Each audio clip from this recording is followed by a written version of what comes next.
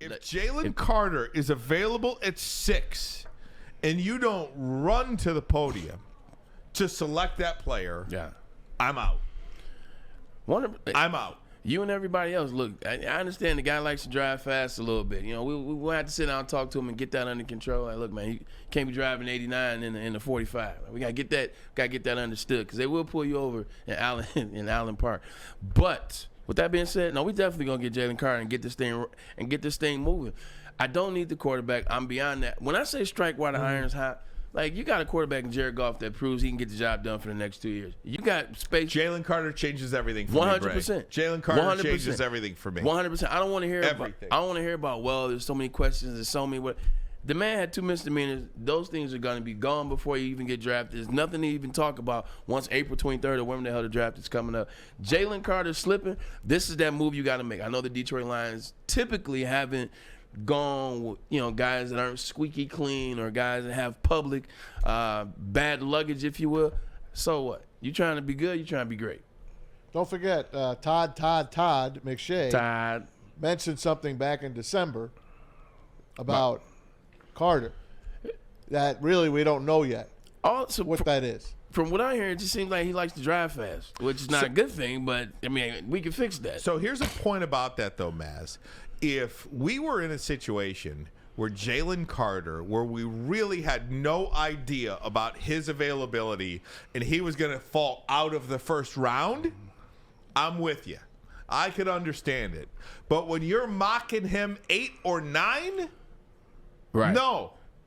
If he's good enough to get drafted at 8, he's good enough to get drafted at 6. He's good enough to get drafted at 6 because had it not been for this situation that he's got, this legal situation, you know where he would have been drafted? Number one. I know, to Chicago but Bears. It happened. I understand, but again, it happened. But is he eligible to play or not? So far he is. I'm so sorry. That sounds so insensitive to the 2 people that died. I get it, but is he available to play or not? If he is available to play, you have to select that player if he's available. Are you taking him or the quarterback? I'm taking him. Okay. I'm taking him because I'll tell you why. And I'll go back to the Micah Parsons, Penei Sewell debate. Oh, Lord. Okay. Would you rather...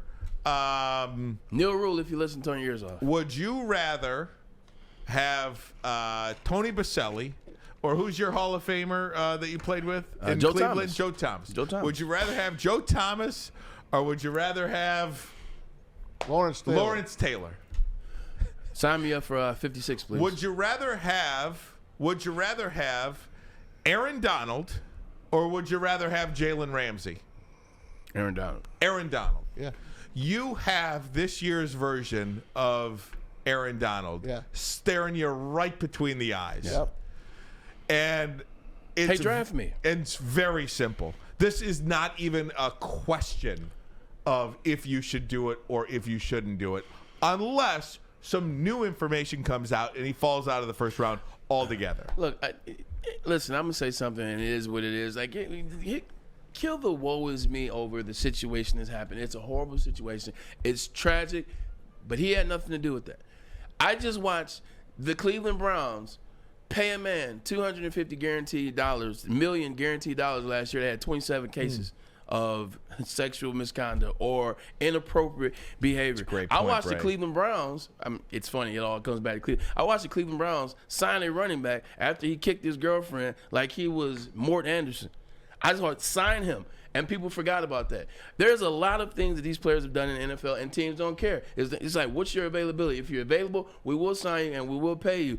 You mean to tell me the situation with Jalen Carter has nothing to do with him technically? You're going to pass on him because of that? Man, cry me a river. You want to win, get this man Jalen Carter. First of all, I'm okay with it unless you're a murderer. I'm okay with it. But go back to the Browns for a Ray second. Lewis beat that too. Go back to the Browns for a second. They haven't won diddly. They're doing what they did. What they did, but they're trying. They're trying, but they haven't won anything yet. But they're trying. So let's see. By the way, they renegotiated his contract already. Yeah, to get out of that negative hole. Hey, let me just say this too about Jalen Carter and the Detroit Lions. Again, if this young man is indeed troubled. Yeah. And I don't know that. I mean, the only thing is he likes to drive fast right now. Right? That's the only thing that I know. I don't know anything else. Isn't your culture a perfect fit for this young man? Brad Holmes, Chris Spielman, Dan Campbell, this coaching staff with all these former players on this coaching, Aaron Glenn. Does this culture fit what this young man may need? Yeah, like people. It's a perfect fit. 100%. Like everybody wants to judge kids when they come out of college. Like they're already adults. They've already made, you know what I'm saying? Like they've already got to where they're going to be. They are who they are. Like kids make mistakes. Guys are young. They make mistakes. They learn. You put them in the right environment and they can become the best version of themselves. I think I 100% agree with you. You see what they're building, Dan Campbell, the other coaches, former players.